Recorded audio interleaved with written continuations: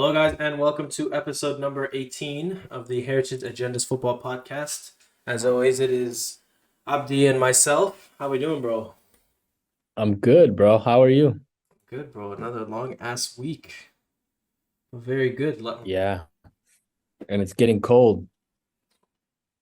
Bro, today it's 30. I hate it. Yeah, Seasonal it's depression dropping is a quickly, real thing, man. bro. Did you get any snow this weekend or the Like, last couple of barely, days? but please keep that shit Yeah, as far away from me, man. just getting a little feel out snow. Yeah, of So, course. But yeah, it was a good week of football. Got a couple of good games I'm excited to talk about. But we will start with the events on Monday. We hmm talked about this at the end of the episode last week. Obviously, we talked about the Ballon d'Or winner, so probably the witch is laid on Messi. Congrats to him on number 8. But yeah. kind of thoughts on the ceremony overall? Anything that we really didn't touch on last week that you wanted to address or kind of debate over? Or well, now we know obviously the exact rankings, um, Yeah. and obviously I the other thought winners like the Copa Trophy and things like that. I thought the ceremony went exactly how everyone thought it would go for the last like what 4 or 5 months. Mm-hmm. I think Jude winning his start of the season just what's it called just put it in place that he was going to win the young player trophy or the Copa trophy. And then but I was a little bit surprised by Emiliano Martinez because Over he Bono, yeah. played for the Yashin trophy because I feel like there's a little bit better keepers, but he made the biggest save of the year last year, and he won the World Cup and he won the best keeper at the World Cup. So I don't think there was any I don't think anybody will go against that. And then the ceremony was very beautiful. It usually goes pretty smoothly. There's no controversy or anything like that because of it's kind of like the NBA awards where everybody knows what's going to happen. Everybody has seen the script. So there's nothing surprising. I don't even know why Holland and Mbappe show up because they know for weeks on end that they are not winning this trophy that they're going there for. Um, but I thought it was really nice just seeing all the athletes in one room with a lot of legends. There's a few entertainers there as well. Um, yeah, it was just how it usually goes. Everything was there was nothing off script pretty much, and the script was out for 2 3 months. I feel like the rankings kind of emphasize what we talked about, which is that the way that they were grading the World Cup and the club seasons didn't really make any sense. Like for Yeah. example, Griezmann, who I think was maybe France's best player or second best player, we can say because of Mbappe, was hmm 21st. He was unreal in La Liga and for France in the World Cup. So for me, it didn't really make sense. And then I believe Bono finished ahead of, yeah, he did 13th to 15th in the rankings, but then he didn't win the Ballon d'Or. So Yep. it doesn't, I don't know, I man. saw that too. It was Yeah. weird, bro. It was just a weird year for the Ballon d'Or. And I think the problem is kind of what we talked about. Obviously, we won't talk about it too much, but the problem is that it feels like the rankings like they always kind of fluctuate around and the way that they're grading the system changes year by year and most of the times Messi is the beneficiary of that. But I agree with you. I think with a sport like football where I don't know how to say it. It's just like there's so many different like ways of looking at the game. And with so many different especially this is a media voted award. So you have these people that are coming from France, from Italy, from Brazil, from all these people who look at the game differently. I think that contributes that to a lot as well. Obviously, the top five, I would say the top 10 um obviously was like as it should be. I think the 10 best players were there at the end of the day. But you're right. It does there's no real outline as to how you can win this trophy. It doesn't go by best player on the best team. It doesn't go by the best numbers. It doesn't go by who won the most trophies. So it gets a little bit confusing, and you are right. Messi seems to be the guy that's benefiting it, but I feel like it's benefited others as well. Um, 2018, that's the one I can think of where Modric just won the Ballon d'Or based on his World Cup run. Obviously, he deserved it. I agree with you. But it's just how it is. International trophies take this the spot when it comes to the Ballon d'Or, especially the year of a World Cup or a Euros. Yeah, fair enough. Fair enough. Who's your favorite for next year? Like right now? Oh man, I cannot wait for the Ballon d'Or next year and the next years, because now we're officially past the Messi and But we Ronaldo keep era. saying that, and it No, keeps. we are. We've been saying that since what 2018 after Luka Modric or after Messi won in 2019. We're like, all right, it's over. Like, That is true, but I think now with where they are, especially in club football, um, I think they're done. So it's so nice. Now we're going to be seeing the next generation of players, the Kylian Mbappe's, the Jude Bellinghams, Vinicius, like all we're gonna those get players, some Holland. parity. Yes, and they're scattered all over the world. Like, I saw a video. I think it was me. It might have been 2015, 2016, where like 10 of the 11 players in the world best team were on either Madrid or Barcelona. Yep, I don't think something like that happens again. it was 10, and then I just like, Falcao was the other one. Yeah. yeah, yeah. And now it's just gonna be everybody's scattered. There's so much talent everywhere. Every team, I feel like, has 3, 4 world class players or up and coming world class players. That's what I'm looking forward to the most. But if I was to pick a favorite, I think it's between the Dortmund boys. I think it's between Jude Bellingham and Holland. I think they are, they are in better positions than like I would think Mbappe, because of just the pedigree they hold in their clubs, and like the club competitions, they have a better chance of winning a UCL. And then Bellingham plays for on England. I think that's a team that has a great chance of winning the Euros, especially with how he started this year. So I think but it can go either way. I think obviously Mbappe has a chance, but I think it'll be hard for him to, if Holland does what he did last year, and his only two competitors are Mbappe and Jude Bellingham, I think he wins it easily. Yeah, So what about you? Who would be your favorite going into this I year? think right now Jude.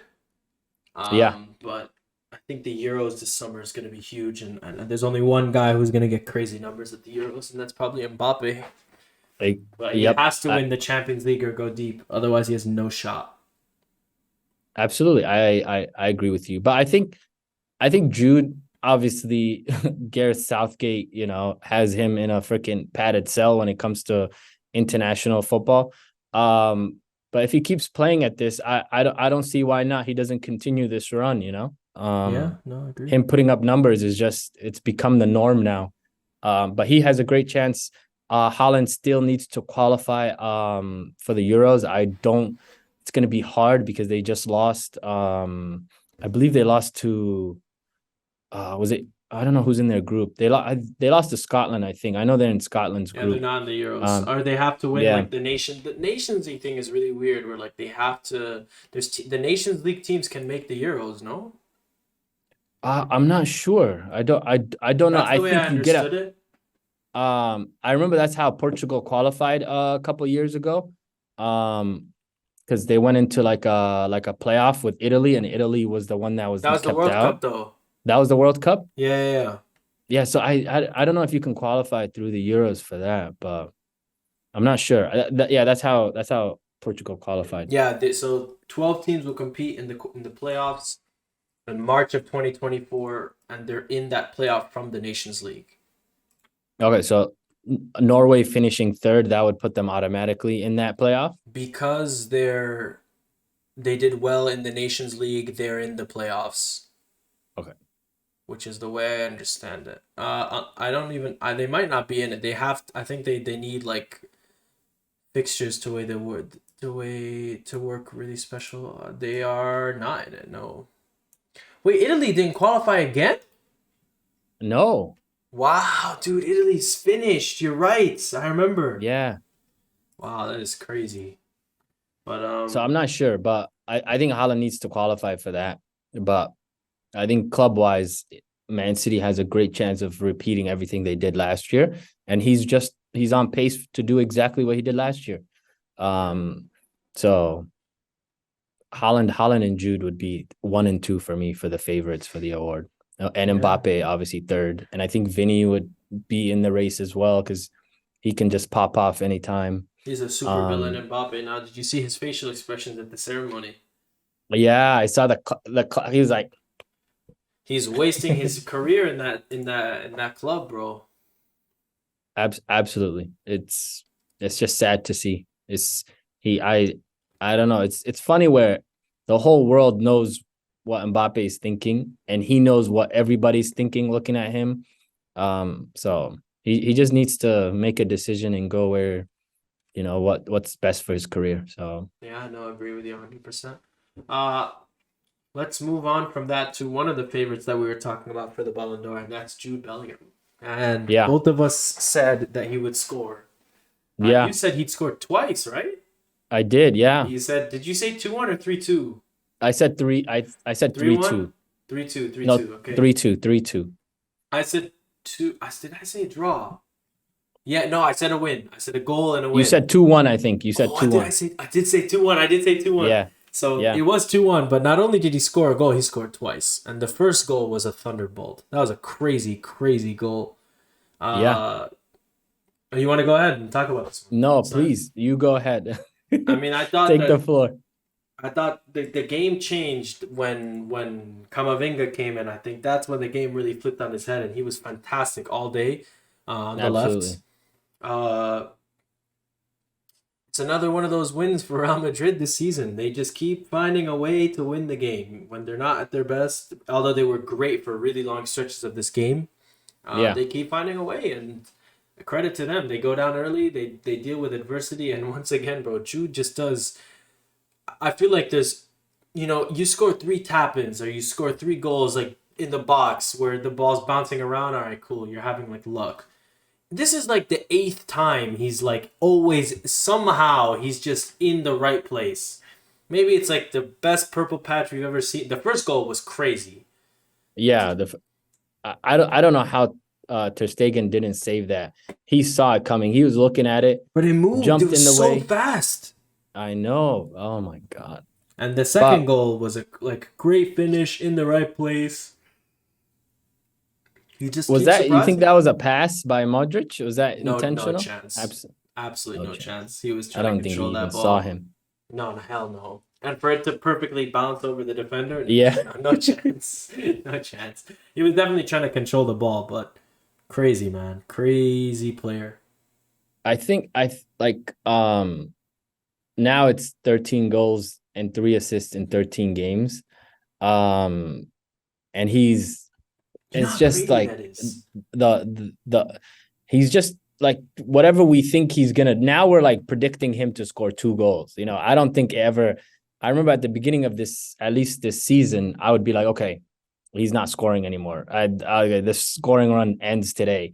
And he's completely just surpassed everything of what we've expected of him, and it just shows like his talent, the form he's on, the way Madrid are just like they're just so inevitable. You can never count them out. But I think this game, like this El Clasico, they were playing around the same time as Arsenal, so I was watching the Arsenal game, and then that got out of hand pretty quickly. So I turned over, and I thought for 60, 70 minutes, I thought you guys were like just thoroughly outplayed, I at least agree. for like long stretches. But like once Camavinga and then Modric came on, it was just the switch. And then you saw Bellingham have the freedom that he had. Um, but Barca again, man, they especially like before, like 60, 70 before he scored, like they had so many chances where they were in great position to either just make the right play and they never did. Somebody would just freaking shoot to the sky or make a wrong pass or something like that. I thought they shot themselves in the foot plenty of times. And then when the moment came, I thought Real Madrid took control and then capitalized on every mistake they did. You cannot be making like those mental errors that Barca was making for especially with somebody like Jude on the other side of the pitch. Like you cannot give him that many chances. They should have put that game away pretty quickly. But more credit to Real Madrid, man. It's just like They find a way. I they find a They way, find a but way. like is it's just I've never seen a stretch like this where like let's say how like I think we'll say 13 games, you guys have won 12 or like And what? 12 11 wins, or one 12 of them. loss. And I think those games that you won, I think 8 or 9 of them that I think would it be fair to say you guys were outplayed? I'd say a good amount. I wouldn't say like most of them. It's not outplayed. I would say that like it's like they're in neutral the whole game. Exactly. Okay. But for a club like Madrid, I They're like not playing their best most of the games. I will then say. absolutely. And that's what's like so confusing me.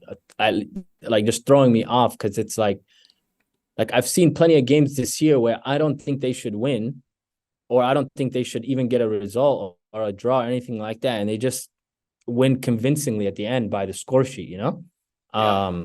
So that's something I'll keep a close eye on, especially with the elimination knockouts. And the La Liga season continues. A Copa del Rey starting up soon. Um, but it's hard to evaluate this team because of just I've never seen anything like this before. Yeah. No. Very very fair. We'll see where Madrid go from here. I still don't really know. This team is kind of hard to gauge at where their ceiling is. Like that's the big thing for me. They're very like unpredictable. I think obviously they have to think The internally. ceiling, the ceiling is the roof, as the Michael Jordan would say with his team. You don't know. You have no idea. So I think that they have to be feeling good about themselves so far as to being league favorites.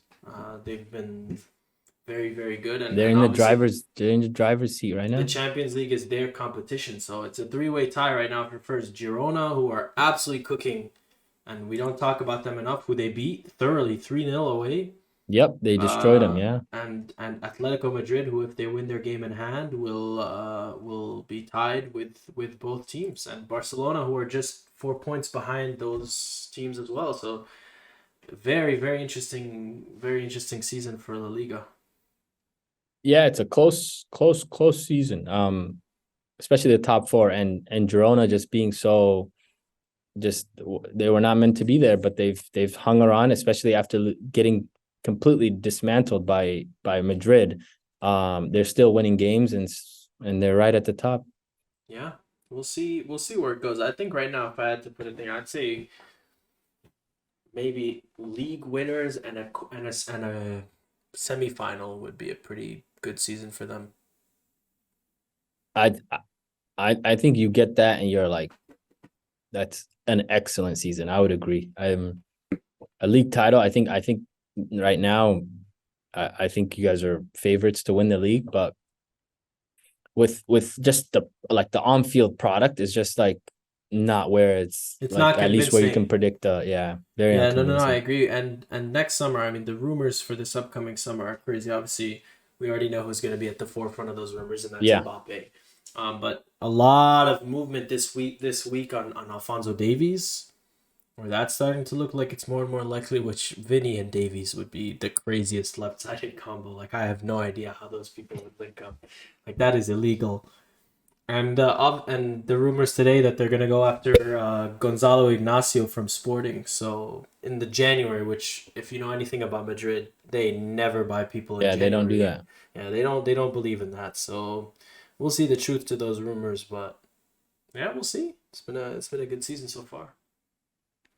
I think where you guys are at like this point of the season is just what it like, especially with um Ancelotti leaving.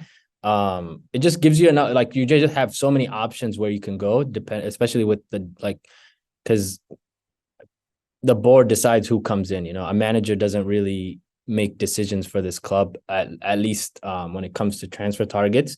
So it just gives you guys to more room to operate more, because this season is going a lot better than expected, I would say. At least results wise. I mean, that's credit to Carlo. He never really gets his flowers, but he's done a great job this season. Even though the results are scary, a lot of the games you're stressing, but credit where credit is due. He's done fantastically with the pieces he's and the given. football is mid, bro. Watching Madrid is a pain, mid, bro. But Bellingham, no one else thought to put him in that position, to be fair. Yeah, I agree with you. That's his spot now. I can't wait to see what the next coach does with Bellingham, because it's like it's right there, What are you gonna do, So I mean, part of the thing with him is he's so versatile. So like you can use him as an 8, but like Valverde owns the spot of like the 8 on the right. Yeah, I think this diamond, just because there's so much positional overlap in the midfield with Madrid, like having Bellingham that high up the pitch just gives enough room to play other players, So if you these are great push back have, Bellingham, it's like, I said these are great problems to have. No.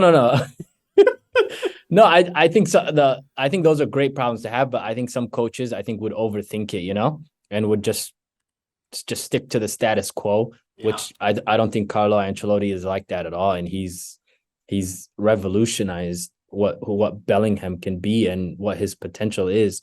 I just hope the next coach sticks to that. I don't think he has to play the same exact way, because you guys still need a striker, and I don't think 2 up top is a right way to go. But I think just having Jude up there would be like that's a no-brainer. Like, that's something that should be like no questions asked. I think whoever you bring in next, like, you have to ask that question. Yeah, and they have to answer it. Yeah, Jude will play wherever he needs to play. Very, very fair. And that's probably looks like right now it's going to be Xabi Alonso, who we know is a fantastic tactician, bro. His Bayer Leverkusen right now they're cooking, bro. They are cooking. And if the rumors for the transfers are true, a right back, Alphonso Davies, and in Mbappe, with that team, even if you get rid of Modric and Kroos, I agree with you, man. I see, like, you're, which I appreciate, because you hold yourself. You don't let your mind go there, because you've been fucking smacked a few times. In my hell no, I refuse. So you tease it a little bit and then you just keep it there, which I like. So Xabi Alonso that would be a great get for Real Madrid. Well, I think if it's not Mbappe this summer, I think it will be an attacker. Like, they will bring an attacker in. Yeah, they have to. Whether it's that Mbappe, whether the rumors of the Haaland clause activating next summer being true, whether it's Alvarez, who has had rumors in the past. Yeah. So we'll see. He has a clause as well. I think 50 million or something like that. Alvarez. Yeah. 50, 5-0. 5-0, yeah, but he re-signed, so I don't know if that's a little bit different. That clause needs to be axed, because 50, every club under the sun is gonna come play. He is filthy. No, but he re-signed, so he has a contract up until like 2030 or something like that. So I don't think that's probably got tripled, quadrupled even. Osimhen too this summer. Osimhen. Yeah. Yeah, we'll see. And Endrick comes next season too. Don't forget. Yeah. I just hope they don't sell us on Endrick, please. Oh, if they say Endrick is the signing, I'm gonna be so angry. We need a. I hate. What's that? The Wenger, when a new player comes back from injury and he's like, "Oh, this is our." What's the guy's name? Diaby. You know who I'm talking about. Every year, I remember there's this Arsenal fan who'd do this horrible French accent. He'd be like, "Well, it's like a new signing," because Arsenal would say that every year. So I think Madrid. I think you guys have not spent any. At least last year, you guys spent a little bit, but since Hazard, you guys haven't just regular. I Not think really. Last year what was just Jude. Almost. That's it. Jude and then Ferran Trumeni the year Garcia, five before. million. Yeah, and then Yeah, Kamavinga the year before that. So it's like you guys haven't. The war chest is ready to be unloaded. it And I is. It think this is the is. best time because you have everything. I think you just complete the team now and just leave it as is for the next If they five, get a six, right 10 years. back, Davies and Mbappe, halas. Like Exactly. Just that's close shop. it. You have everything Oh you need. yeah, you get Inacio. If the Inacio rumors are true, it's over, bro. Arsenal is knocking around too many, so you better Man, he's not leaving anytime soon, bro. Just leave it. I feel like he's in the rumor to go to the Prem like every year. yeah. Liverpool, He's a Chelsea. I special heard player, man. He's Arsenal. incredible. He is fantastic. He's out for 6 weeks, so we're gonna miss Yeah, I him. saw he picked up an injury. But we'll jump from my team to your team. Mm-hmm. Uh, Finally, bro. It feels like it's been a while since we just got a classic 2023 Arsenal just pre-world 2022 pre-World Cup just thrashing. Yeah. Oh my God. It was so unexpected because that game, Gabriel Jesus didn't play, Martin Odegaard didn't play. And then Eddie Nketiah had a hat trick. I don't really rate Eddie Nketiah that much, but like Before Marcus Rashford, by the way. um, but he was absolutely just amazing to watch. He was doing everything.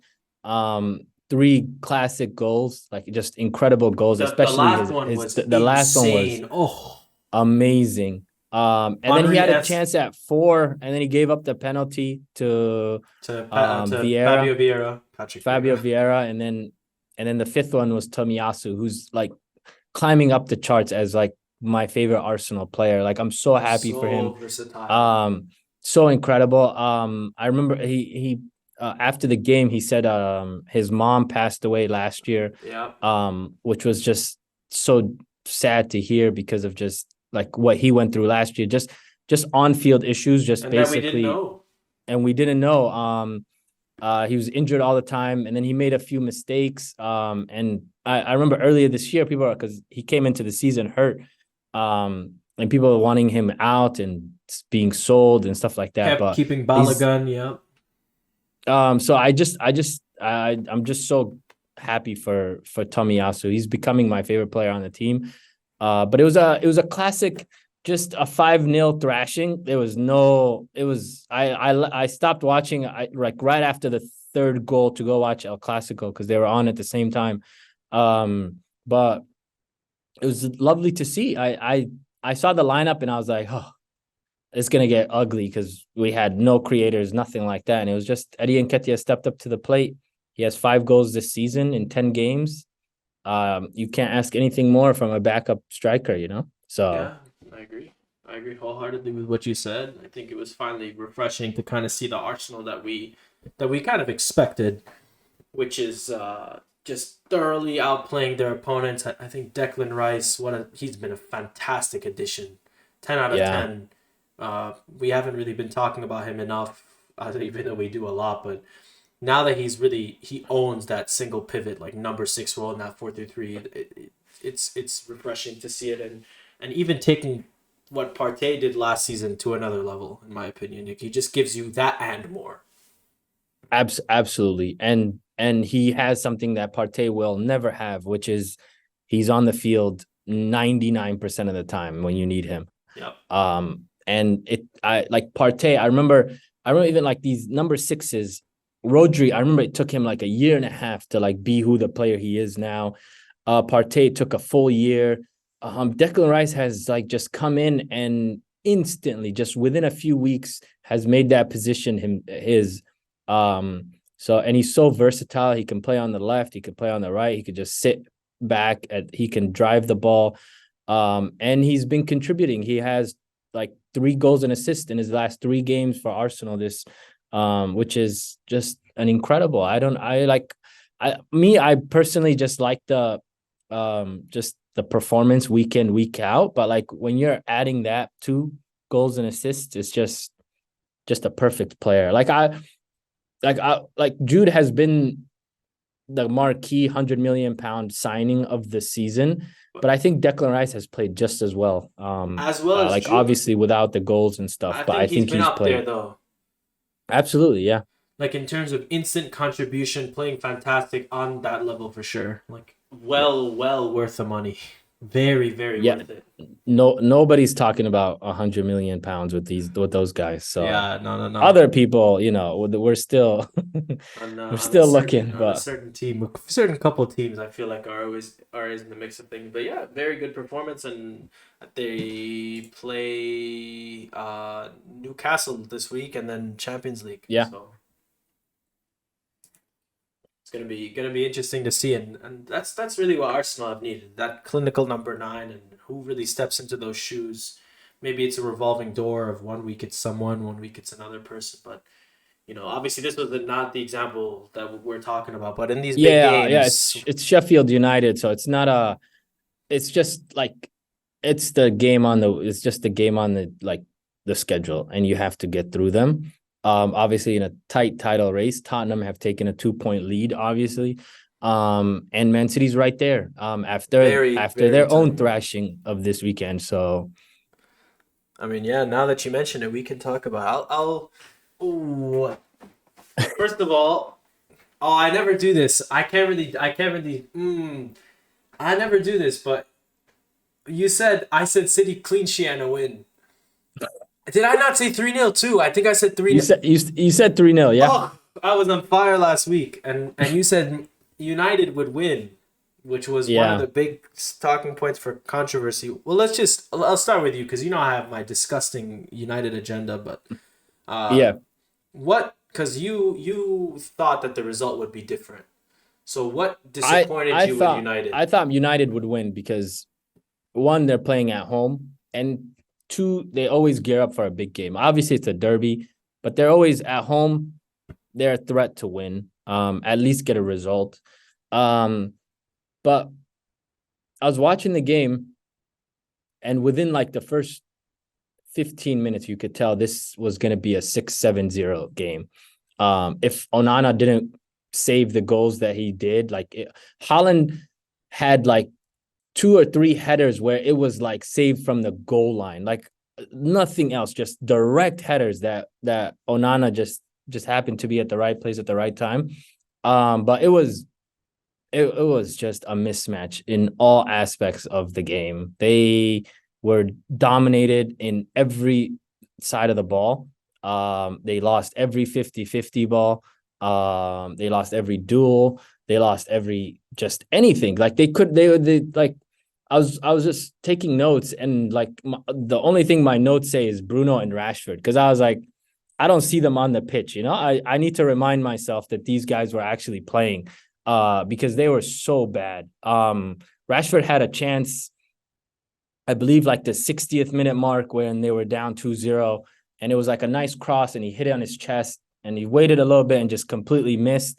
And that was it for him. Nothing else. You did not notice. Like they don't have any difference makers. They don't have any leaders. Bruno is not a leader. He is not a Rashford is not a captain. leader. Like there was no positive thing you could take away from this. It was just like, thank you that it's just 3-0. That's it. Like that's the only thing that I think they would take.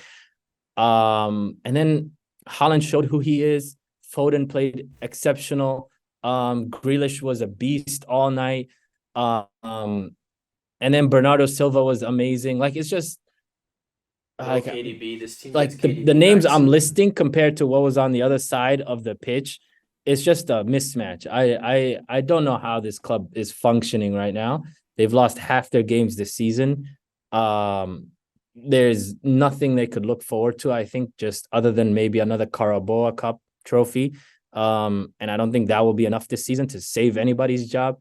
But I just think they are so far behind from Man City, from Arsenal, from Tottenham. I would say even Chelsea. But Yeah. it's dark, man. is dark. This is the darkest start, even the other seasons with United that I can remember. And I think it boils down to one thing. First of all, there's so many different levels to this loss. Yeah, Let's isolate the game and then let's talk outside the game.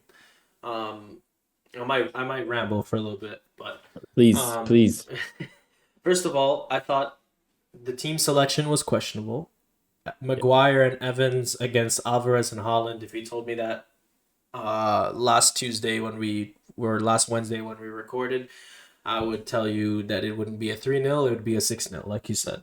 Um, Yeah, Second of all, taking off Amrabat at halftime to chase the game at 1-0 versus City is literal suicide.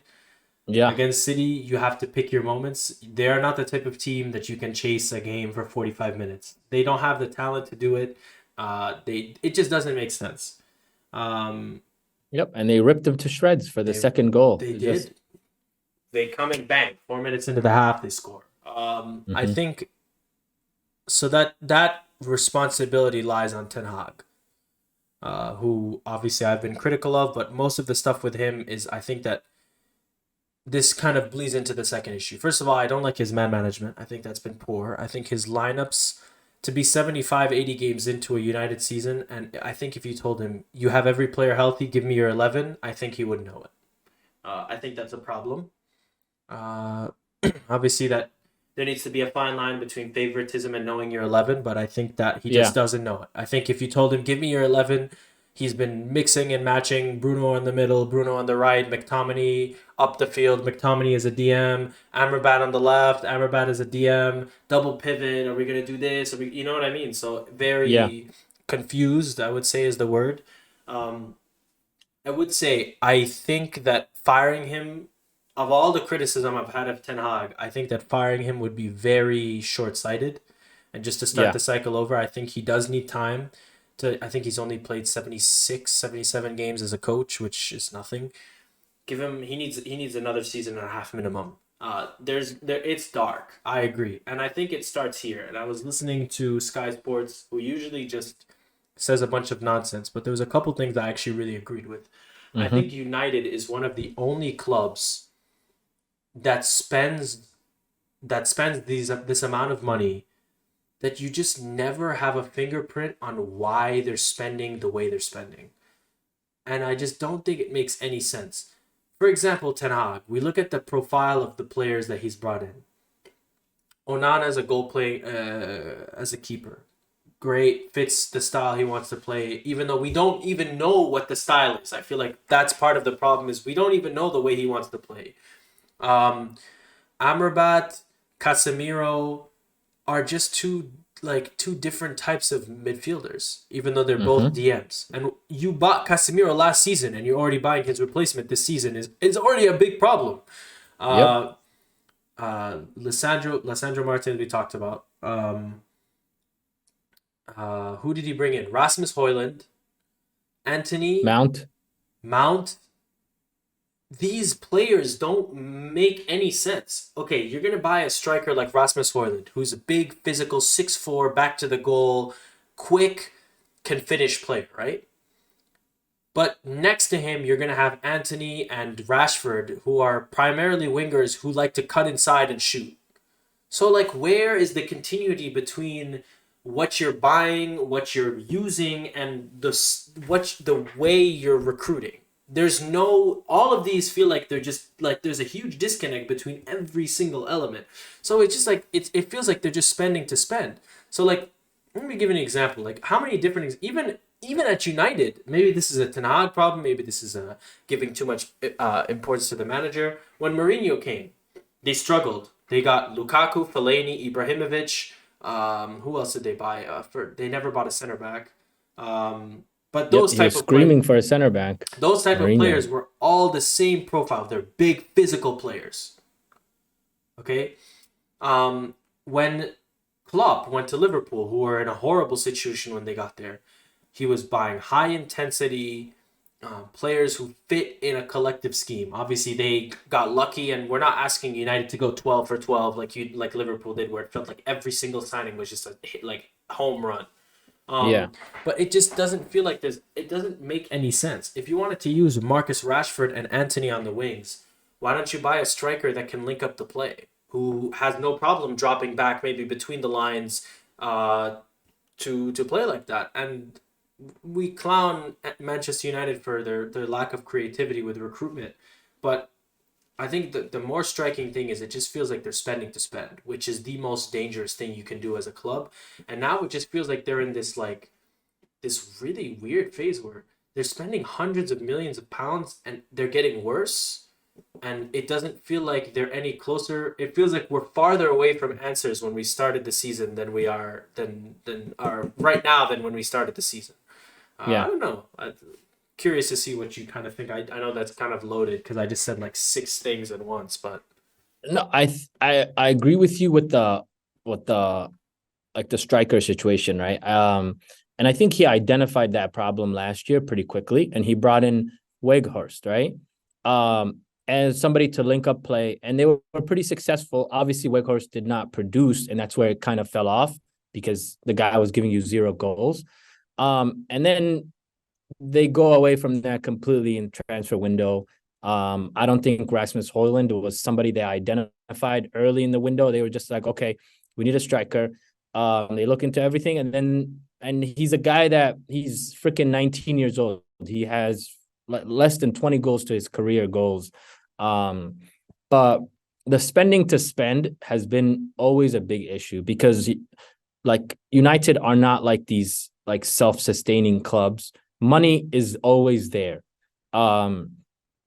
Like I remember like Arsenal, right? When Arteta finally started like at least getting money or getting to spend his first 2 years ago, his first transfer window, that was when he brought in Ben White, brought in Aaron Ramsdale, brought in all these like players that you could that fit into a scheme that can exactly. play the way he wanted to play, Yep. but you also see the potential. You're like, okay, we see what he's doing, and then the next year he brings in a few more.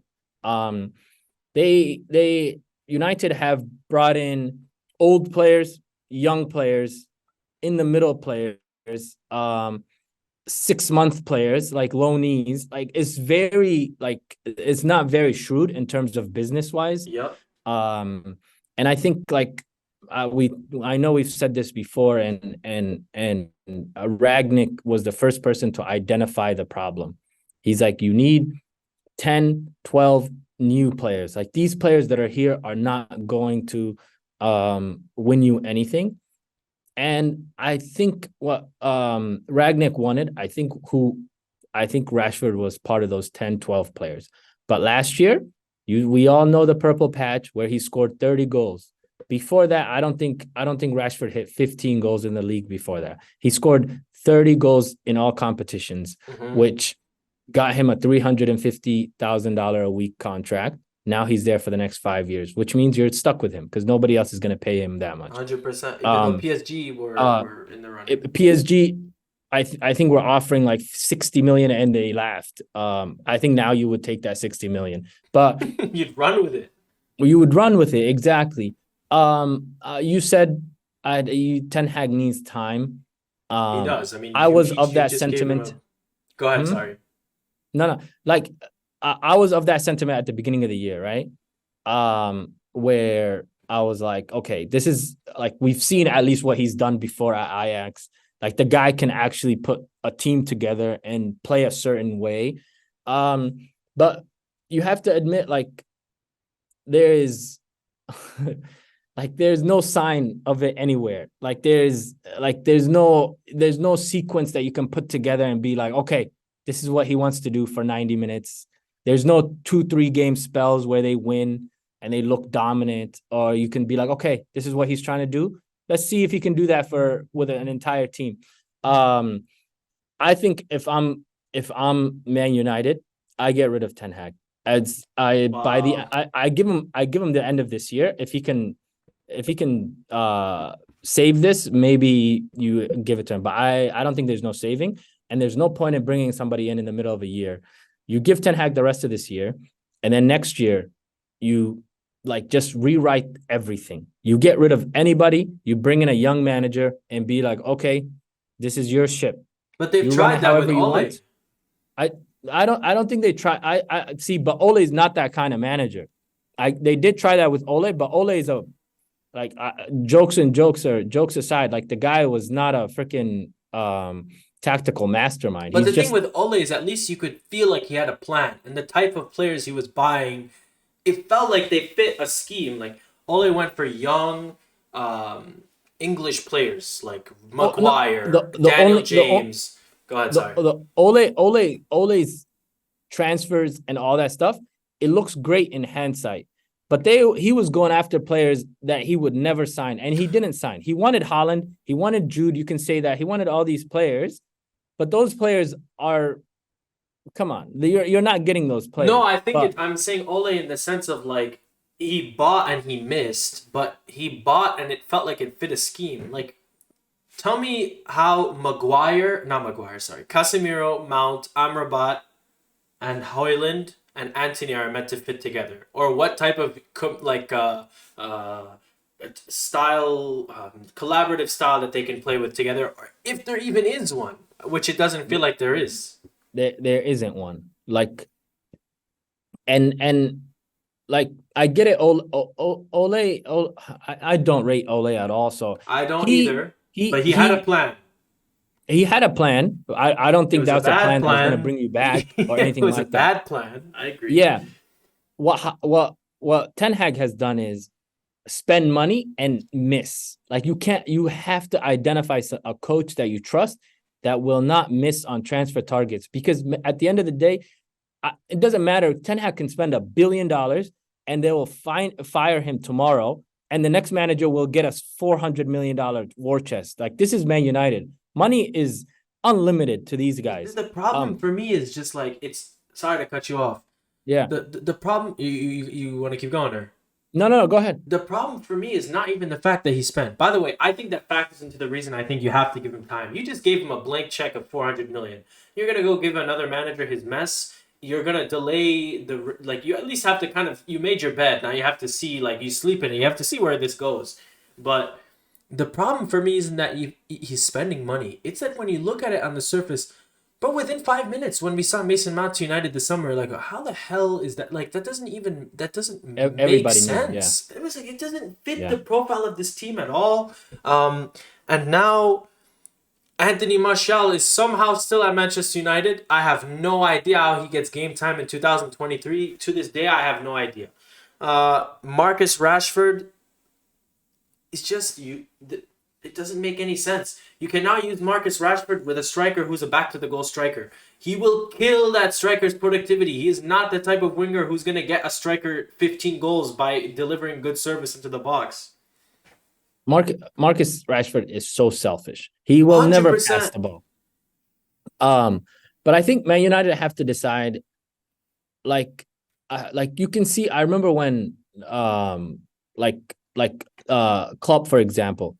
I remember his first year, he came in the middle of the year, got to a Europa League final, finished 8th or something like that. And then you build slowly. Like, they were still in the top 4, but you can see him closing the gap to City over a 2-3 year period where they barely got into top 4. Then they finished 3rd by like 30 points. Then they're competing, and then they lose the league by 1 point, and then they win the league like that.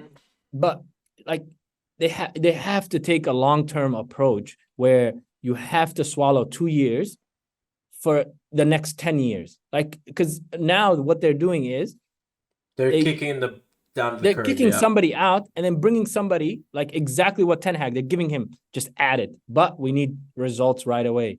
They will never, and I don't think it's Ten Hag's fault at all.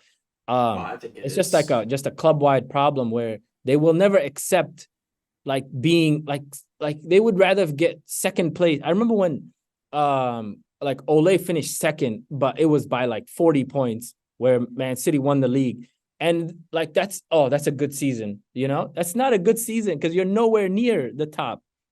And to get closer to the top, you got to finish 8th. You got to finish 8th and work your way up rather than finishing second and then finishing 6th and then finishing 9th again, you know? I think where they are now. I disagree in the sense of I don't think United need to finish eighth and eighth because they're not like Liverpool, where Liverpool never had 500 million that they can spend. Like think of it of the way City. Like City comes Guardiola's first year. Obviously, he inherits a team that's 10 times better than this. The Yeah. first year finishes, he's like, all right, I hate these fullbacks. Give me four fullbacks. You go get Kyle Walker, Danilo, and two on, and who do you bring on? I brought in two on the left. So immediately he sees the problem, and the thing is with obviously with Guardiola, with Klopp, every single player that they bought fits like a puzzle piece into their system. We just saw Darwin Nunez got bought by Liverpool. The first player were like, yeah, that doesn't really make sense with the way they like to play. And it took a full year for them to adjust the system from one player. And United are Mm-hmm. doing this with 5 or 6 different players. So for me, it's just like, okay, Klopp came to Liverpool. He gets Roberto Firmino. Home run signing, obviously. Number 9, one of the best in terms of dropping between the lines and linking up the play. What does he go and do? He goes and gets Sadio Mane, who's one of the best wingers in the league at cutting in. Then he goes and gets Mohamed Salah, who can do the same thing from the other side. Then he goes and with already having Jordan Henderson there, he goes and gets Fabinho, who's a great DM, who's like filled with energy. Then he goes and gets Wijnaldum, who's the same profile of player. Then they have Trent Alexander-Arnold, who's an academy hit on the right side. So they luck out and they get Robertson on the left side. Then they have huge weaknesses in defense and they need a physical defender. So they go and spend a big money for Virgil van Dijk. Then they have issues at the back, so they go get Allison and they spend the big bucks. It's like every signing, it's not the fact that they're hitting, it's the fact that they fit into a plan. Let's say Mason Mount, Casemiro, Amrabat, and Rasmus Højlund are all home runs. They end up filling their potential to the top that they're able to at United. Still, they don't make any sense together. They don't fit. They don't fit the way you cannot go get a super good sweeper keeper in Onana, and then you have Amrabat and Casemiro as your midfield two player who probably the worst element of the game is their distribution. It doesn't make any sense. I think I like what United's big problem is they have to unload 10 players, bro. That is so the reason why I'm saying you have to take 2 years is because you got to get rid of Martial. You got to get rid of Maguire. You got to get rid of Lindelof. You got to get rid of Dalot. You got to get rid of so many players. You can keep going. 10 full. That's a starting lineup of players that you have to get rid of. And that takes time because nobody wants to leave a big club with a big wages. And you know, remember what Mourinho said. See where they play, if they play, And who they play for. And that was 5 years ago. Mourinho said that 5 years ago. We're about to do that with another crop of players from this club that are not good enough, but have been here for who knows what, you know? Martial is still here. Martial, I remember I was watching that game. They went down 2-0. And guess who? The first two people that got up, Martial and Anthony. What are they going to do for you, man? Nothing. And those are, I mean, from United, from who they have right now, who are like the players that you can comfortably say a new manager comes in, which by the way, I don't even know if there's that many managers who even want this job anymore. Who are the players who are like, okay, they have to stay. You can build around these players. Rasmus Højlund. That's it. Only one. I think. I give him more credit than that. No. Who else? Who else would you want at Man United to stay for? Onana, I think stays. Onana, I think, yeah, I would Although he's agree been bad, but to what start he's the shown, season, I don't think he's that guy. But he's cost £70. He's been use playing him. better lately. He was in a Champions League winning team last season, and he just went to a new league. Give him a couple. Give him half a season. I'll give you Onana. Okay, give me Onana. Højlund has to stay. Garnacho, I think, as in between, you know. Yeah. Lisandro Martinez, yes. He's a decent player. Amrabat, I think, has a role if you can use him in that role, and maybe Bruno Fernandes. Outside of that, can't see. Bruno is the first person I'm throwing off the boat. Bro, the guy is he brings everybody down, man. He's not a captain. That's the biggest mistake. The thing is, you need people, like, you need personalities in the locker room who can just keep him, like, he's just the first, he's always whining. Yeah. Like, but he's a great player. He's a great player a in third the of the right. season. A third of the season, But but he who are you gonna produces get like as a a number great 10 player. who Like can you? I don't know.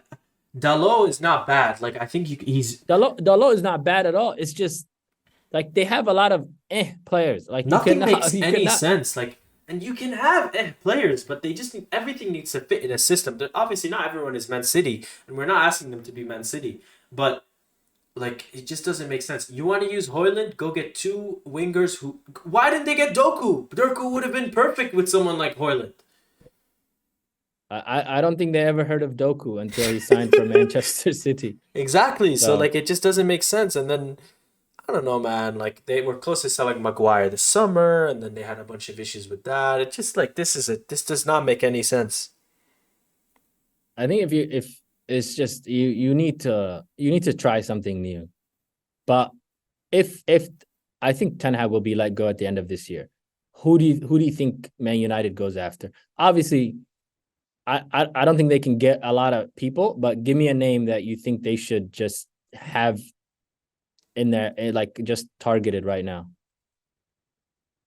That would take the job, or that they should go for. Assuming they'll take the job. Assuming they'll actually, because obviously my answer would be Xabi Alonso or Zidane, but never in a blue moon would they ever take the United job. No. Oof. Who are their options? Graham Potter maybe would take it. But you want United to The go. best thing Graham Potter has ever done in his life is just disappearing, bro. His name is starting to sound good now, you know? The Chelsea stench is starting to wear off a little bit. I don't know. Graham Potter. If Spalletti would take the job, maybe Spalletti, maybe Conte. I don't know, bro. It's tough. The manager market is Who so would you just take? if I would throw a blank check at Deservey probably. Because at Bro, least he there's can no develop way in people. hell he would go from Brighton and that beautiful team with that war chest to United. Bro, United have a war chest of their own, but like I just think you have to look long term. You have to get somebody that can develop players. Because right I think now, he'd have a stroke trying to play this his football with Maguire and Casemiro trying to play that like quick 1-2 passing there, but he would die. yeah, but you got to start somewhere, man. Somewhere. The thing about Brighton is that De Zerbi's a great coach, and this is not taking away from him at all. But like part of the reason that they're so dominant is because they recruit like no other. And I think that has to do with their staff. It's like Grant Potter left and they didn't skip a beat. Like the next, they lose Trossard, they lose Caicedo, they bring in a Dingra, they bring in Mitoma, they bring in a new DM. It's like they just obviously that has an end. At some point they're gonna start missing, but uh, they have a lot of money. Just wait until you see. I have a feeling if they go deep in Europe, they make a name for themselves and they finish in the top six again, they're gonna get some names that we're gonna like look at twice and be like, Brighton has that player. Like, Yeah, maybe go buy the entire scouting department of Brighton that's what because Chelsea did. yeah, and To be fair to Chelsea, they've struggled, but at least I can look at Chelsea and be like, they have a very, very concrete plan. They're not buying anyone over the age of 24, 25. They're all very young players and they're filling in a position and they're basically doing like in baseball like a farm system where they're just creating like tons and tons and tons of talent that either will break into the first team and if it doesn't work they can just flip them. yep. There's a plan, like you can see it. And United also doesn't have a great academy, so it's like they have not produced. Like Garnacho's nice, but he's not going to be a world beater. And He's a Rashford good has player, fallen but off a he's the cliff, best. so it's just Rashford is so mid, bro, and he just kills every striker that he plays with. Like he wastes so many chances for the strikers. Like he's a good player on his day, but it just I remember doesn't make any sense, in man. the first half, McTominay had like a 3-on-1 with Gavardio turned the ball over and McTominay was driving and Rashford was to the left of him and he didn't pass the ball. He tried to shoot it. And Rashford did the face that every single player on the pitch does whenever he cuts right and sends one to the moon. And I was like, The irony is that's crazy. what they deal with when you do something like Oh, that. there's so You many get the ball. chances. He's a good player, like on his day, like I said. But the thing is, it just doesn't make sense. So I think that's the biggest scare for United. I don't even think it's the fact that they're losing. I don't even think it's the fact that their signings aren't hitting. It's the fact that it just feels like there's no plan. They're kind of just throwing shit at the wall and seeing what sticks, which is so Yeah. dangerous. And we'll see. It's gonna be a long season for them, dude. Especially, I have no. I have. What's your like 1 to 10? The panic. If 10 is the as most. United, I feel Yeah, like just as a club, as a club. man, like a 10. That's crazy. See, like I'm like an 8 or 9 even. Yeah, and imagine if like, and it could get worse. What like I'm already at a 10. Imagine it's gonna get worse because they haven't Yeah, shown they can beat anybody. They're struggling to beat Copenhagen. Like you're not they competing should against have anybody in tied the against Prem. Copenhagen. They should have. It took two late goals to beat Sheffield 90. With the low, not Sheffield, sorry. McTominay. To beat to McTominay the double against was that That was was that Brentford, I think. Brentford? Yes, thank you. Yeah. And then Sheffield, they needed the Dallo really good goal late. They just got spanked today by Newcastle, but that was like the Carabao rotated Cup. team. Yeah, the EFL Cup, so no more Carabao Cup for them. But it's just like just so disappointing. Yeah, man. Next weekend, Fulham, and then Copenhagen, and that's away. And And then they have to go to Turkey and play Galatasaray, which is not easy. that's gonna be. I can't wait to watch that game, That's bro. their season That's right gonna. there, in my opinion. Yep, Fulham, Copenhagen, Galatasaray. That's it. Those the You gotta at Galatasaray. least advance. You gotta advance at least. Do you even think that they're going to be able to win in Denmark? Like that is not an easy place to go and play. I think. Do they have 3 away games? No, the home game is Bayern. Okay.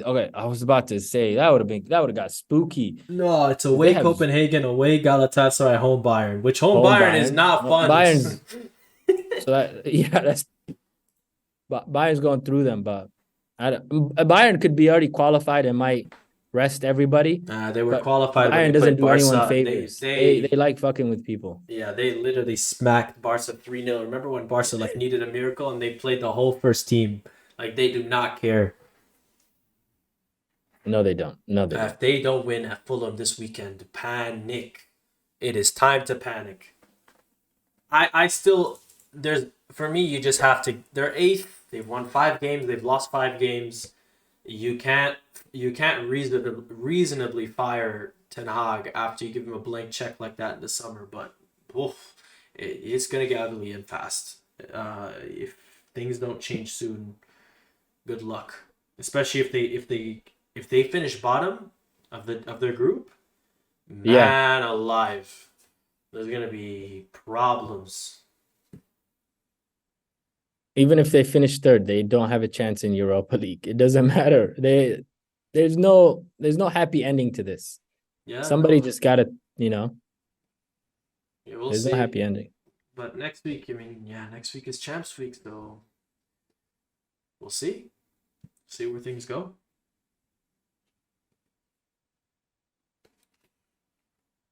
But I go ahead. Sorry. go ahead. No, go ahead. Go ahead. No, I was just gonna bring up Chelsea real quick. Yeah, we can do Chelsea and then do 3-5-2. But Yeah. another weekend and more struggle for them.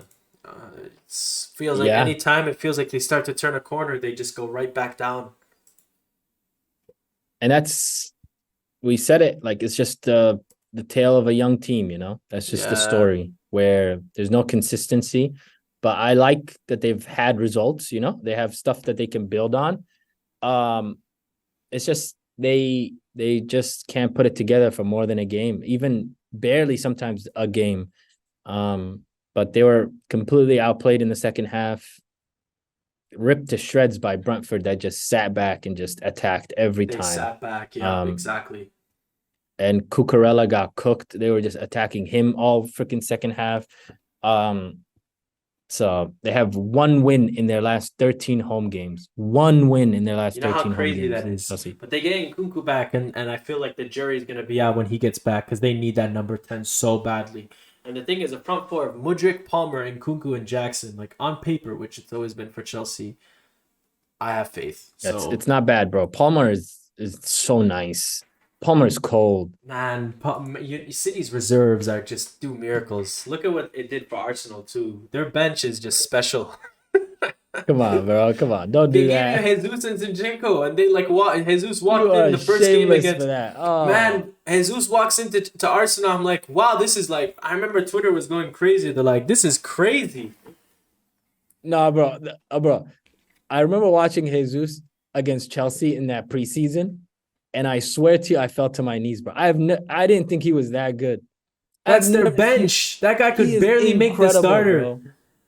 No, no, no. Like Palmer is nice. Like he's just a profile they don't have. He could do everything. He's a He great creates player. so many. He created he crossed the ball to Cucurella right in front of the keeper, bro, and he couldn't even take a good shot.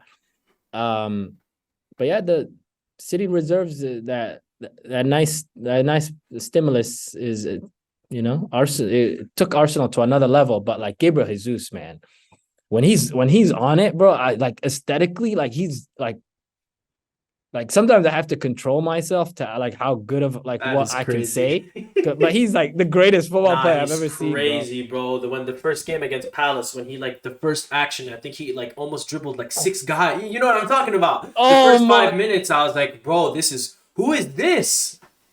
No, he's so cold, He's bro. Oh crazy. my On his god, day, Gabriel he's a Jesus is crazy player. incredible. Nah, 100%. I get the faults, I get the finishing, I get all of that, but like when it's good, it's so great. Oh my god, Nah, I love him so much. one, I last year I thought he was our best player. This year he's probably our most important player. Like he's just he does have he's a those winner, huge man. moments like that United goal. He sits Johnny Evans down and he finishes! Exclamation point. On his day, he's a great player. 100%. It's just like just watching him is I like what did he say? I bring the streets to the pitch. I'm like, yeah, man. He looks incredible. I like shout out to Pep, man. Shout out to Pep. Something, bro. That City I remember bench. Gabriel Jesus was telling a story where he was like he knew he would leave City when I think Aguero was injured or something like that, and he was the only striker, and Pep played Zinchenko as a striker, and I was like, Pep was doing you like that, bro? Oh He my refused to god, use him. Yeah. Pep is I so love Gabriel Jesus. scandalous. But we will end with the last segment. The 352. We'll put 10 minutes on the clock. We'll put 5 minutes on the clock. Sorry, 3 takes each. And Yeah. 2 people obviously in the studio. You want to start with your first? Yes, sir. Arsenal, Newcastle. I think we're away to Newcastle. They are away. Actually, we're playing at the Emirates. No. It's and at St. James. It's at Is it St. away? James. It's at St. James. Yep. Okay. Oh yeah, Arsenal at Newcastle. We beat them there last year. So I think Arsenal will continue this. I don't know if Gabriel Jesus will be playing. They're being at least Arteta is being very vague about his injury because he had a knee surgery this year and he came back in 2 weeks. So you never know. So I think Arsenal wins that 2-1 away. Our away form is incredible. Defensively, I think we're probably the best team in the league. So today was not a good day. We got our ass whooped by West Ham. I think it was 3-0. So we need to bounce back, especially leading to a Champions League week. I agree 100%. I did not have Arsenal in mind. We have a Champions League week. I think that group of death, Milan, PSG, Dortmund, Newcastle, I'm going to do a 2-1. I think the away teams win. So I think Newcastle gets the revenge against Dortmund. And I think we get another Mbappe masterclass at San Siro. Mbappe cooked the shit out of him the first game, bro. Oh, he had Tomori in hell. For me, Dortmund versus Bayern this weekend. Oh, that's a great game. They're classic. They've both won 4 of their last 5 games. And now it's like, especially after last year's nightmare, what Dortmund went through. And they're not the top dogs of the league anymore. You know, there's a new face. They're not. Bayern is currently second, and Behind Dortmund Leverkusen. is fourth. Yeah. But I think Bayern will take care of business. They need to, because Xavi Alonso doesn't look like they're about to slow down anytime soon. They look like a machine. That team is crazy, bro. That Xavi ball is no joke. Xavi ball is. My second Mhm. is the game on Sunday that I'm really looking forward to, which is Tottenham and Chelsea. So we get Ange Ball, and Maurizio Pochettino returns to Spurs, and I think Thank you for not saying Pochettino ball, bro, because I was about to be like, that doesn't exist. Ange Ball. I But think Ange Ball. The show doesn't stop. Give me 3-1, 3-1, 3-1 Tottenham 3-1. at home, bro. 3-1 Tottenham. I don't know. You don't believe in Ange Ball now? They're top of the league. No. I believe in Ange ball, but I don't think this thing can continue like this. I don't like. It has to come. It has to come to a stop. Some They way, beat some way, Liverpool. somehow. They tied at the Emirates. To be fair, they have not. They smacked United. To be fair, they haven't played the best teams, but I like Ange Ball, bro. Give me Ange Ball 3-1. Yeah. All right. My third and final is the fall of a great club. Lyon is currently 18th in League One. They have not won one game in the league. It's just sad to see. It is their coach this week. Yeah, I think they're going to be relegated this year. that is a crazy take. They're going to be relegated this year. Especially with their early 2000s success. The legendary players that have come out of that club. They won 7 league titles in a row, and then they had a one outside the top 4 finish in 20 years, and now they're I don't think Lacazette can bring them back, bro. I don't think Lacazette's gonna carry them to out of that. They're cooked. It's bad, man. They don't. Man, relegated is crazy. 0 wins, bro, in like 10 games. Come on. But relegated, I think they fired their coach and then they get that new manager bound and they just squeak it. They pull Especially up with the was it their coach that got beat up last weekend? Yep, that was their coach. But you do not want to mess with French fans, bro. They have no chill. Yeah, no, it's bad all around. And I think it's not gonna stop. I think it's just they need to regroup. They need to go. But they're a legendary club, man. They've so it's very sad to see that they have. I was looking for like just good fixtures in League One, and I was just like, I didn't think it was this bad. I knew they were struggling, but I had 0 wins. It's crazy. I knew they were last, but the last one I have is this game I'm going to be watching very, very closely, and that's Copenhagen United. And I think maybe you're on that. I will be there no matter what. I will be there no matter. No, I don't even. I honestly don't hate United. Like it's like a running joke between us that like I'm always talking negative about them. But like, for me, it's just like there's stuff about like them that just rubs me the wrong way, like the planning and stuff. But this week in Denmark, I think I think it's a draw. I like 1-1 here. I just don't think they get the win that they're looking for. I think I'm being generous too. I can really see them losing this game. Rasmus is from Denmark, right? He is. He is? Okay. That'll be nice. This reminds me of a couple of years ago when they got third in their group. Remember when they went to Istanbul to play like Istanbul, Başakşehir, and Dembaba like turned the clock back and scored? Wait. What happened? Wait, repeat that. They went to Istanbul Mm-hmm. to play to play one of the Turkish teams. The year they went to Europa League and Dembaba scored. Like it was like 2 years ago, and we're like, oh, Dembaba like is still playing and he's well. No, was that the big like controversy game where Dembaba got sent off? Um, remember like that was like 2 years ago where he had to be like held back from the ref. The racism. No, that was the same group though. It was That was okay. That was PSG, I remember. Yeah, United, Istanbul, and Leipzig. yeah, And they beat PSG at the Parc des Princes. That was like the Twanzebe game where Twanzebe was yeah. going crazy. And then they got smacked. And they beat Leipzig 7-0. And then they lost to PSG at home. And then followed that loss up with a loss to Istanbul and Istanbul. And then they got smacked by Leipzig on the last day. Well, it was 3-2, but they were down 3-0 like in the 30th minute. Yikes! And Shout out to Dembaba, man. what a name. Now, if they don't win this week against Copenhagen, oh, I don't see them coming out of this group. No. It is over. You would need to win 2 games in a row and then have every other fixture go your way. It's too hard to overcome. That would be impossible. No, impossible. So we'll see. We'll see where this goes. Man United, we are here no matter what. Yes, you know, every week. But another episode in the books, bro. Good stuff again. Yes, sir. Pleasure, as always. And next week we get a UCL week, so there's always a lot to talk about. Yes, love participating in the Champions League, man. It's changed my life. Competition, bro. This is where the hype is at. Yes, sir. All right. Well, take care of yourself, guys, and as always, another great week, and we appreciate you guys listening. All right. Peace, everybody. Yes.